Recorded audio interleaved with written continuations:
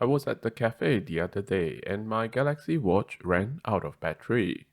And I thought, I'm going to have a dead break on my wrist for the rest of the day. And then I remembered, hey, I can do this. Hi everyone, welcome to another Sky Perspective video.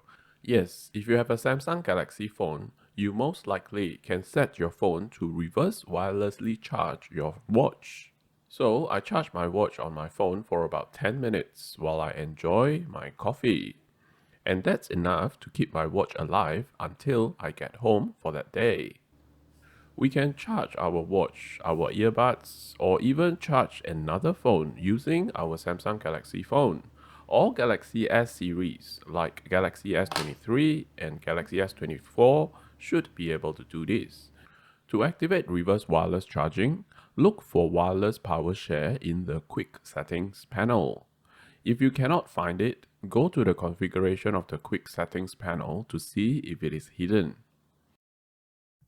So I'm in the configuration of the quick settings panel now, and these are the available buttons. Here it is, wireless power share. We can just drag and drop onto the quick settings panel. Another quicker way will be to go direct into your phone's settings and search for wireless power share. And from there, you can turn it on. So whenever you want to use it, we just need to activate it on the quick settings panel.